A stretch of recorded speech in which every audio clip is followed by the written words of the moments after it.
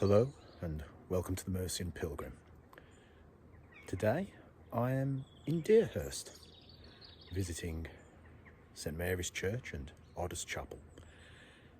This is a little improvised, but I think it's nonetheless very interesting. And there's a lot of Anglo-Saxon history in this area and certainly in these two buildings.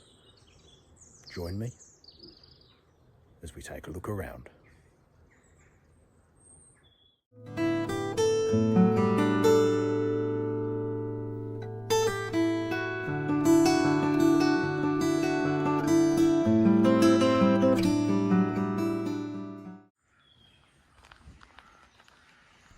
St Mary's Church is a beautiful church of 8th century origin, nestled in the Gloucestershire village of Deerhurst, situated by the River Severn. The building was originally a more modest priory, which was built during the reign of King Offa of Mercia. Some say it was partly burned by the Danes. Later, in 804, an extensive bequest of land allowed the monastic community of Deerhurst to expand until it was transformed into a major monastic site. Forward to today, and St Mary's Church might just be one of the best surviving examples of Anglo-Saxon architecture that we have left to us.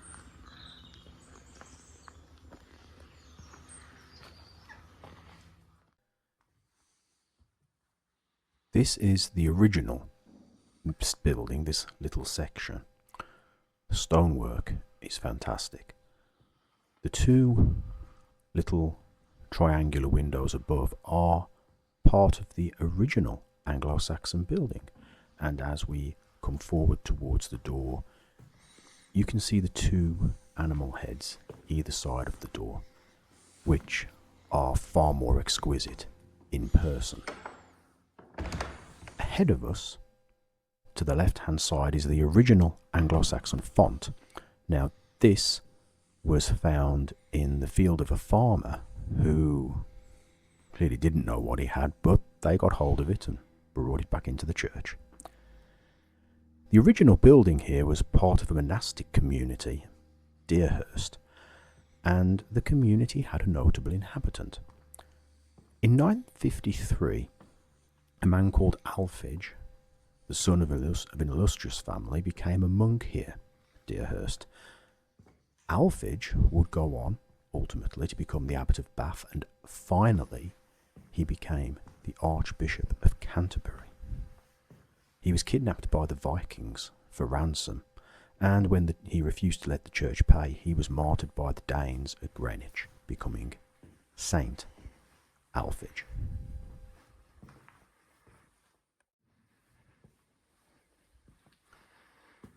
So, as we move around here, it's been believed that this church at Deerhurst was actually attacked by the Danes, and that has to be said, it gave rise to a particular legend, the Deerhurst Dragon, and I'm going to come back to that in just a minute.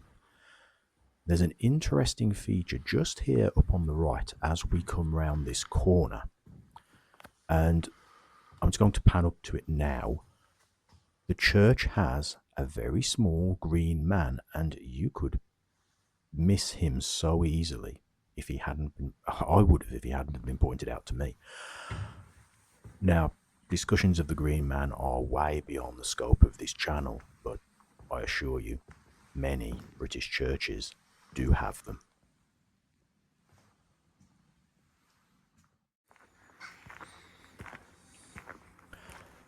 As we walk around here, and there is a little something at the back of the church that I wish to show you, we'll talk a little about the Deerhurst Dragon.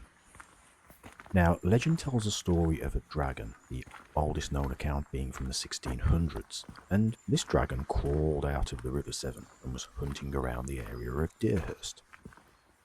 It was a danger to the local people, so one man watched the dragon for a long time, worked out its habits, and noticed a bare patch under one of its legs.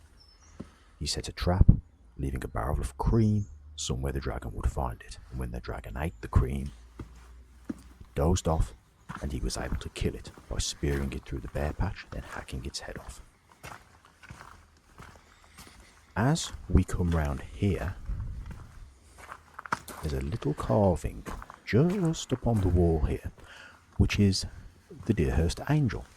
So we've gone from dragon to angel, and if you look up, I'll pan it up and then I'll zoom it in, and you can just see the angel right there.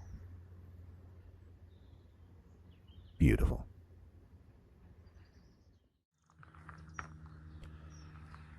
Now we come to the other reason to come to this site. This is Oddas Chapel. Now, Oddas Chapel is one of the most complete surviving Anglo-Saxon buildings we have. In fact, this dates from 1056 and was built by Earl Odda, who was a relation of Edward the Confessor, and he built this to pray for the soul of his brother Elfric.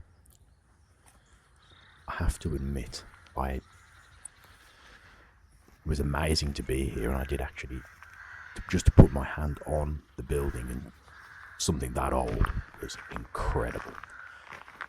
And we come round here, and this is an absolutely lovely building, and as you can see, was part of a farmhouse, but we'll come to that in just a second.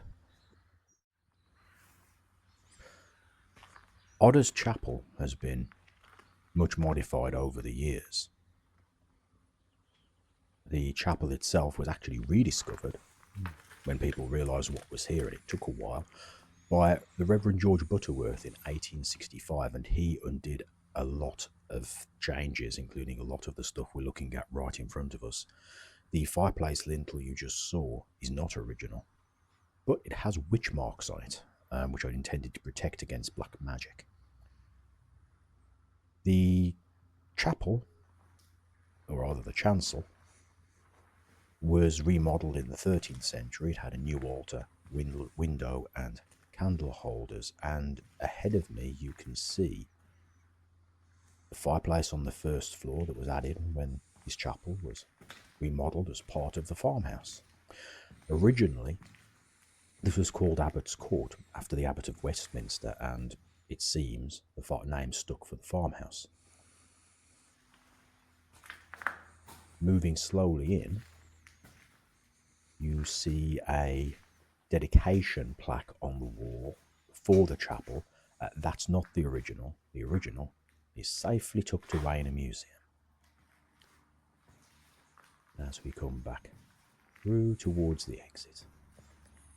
This was an amazing, absolutely amazing building to visit. And if you ever get the chance, I really can't recommend this enough.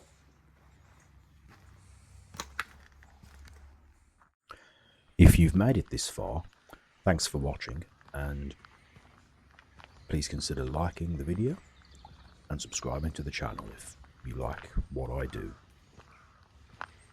In any event, I have a few more videos planned, so I'll see you next time.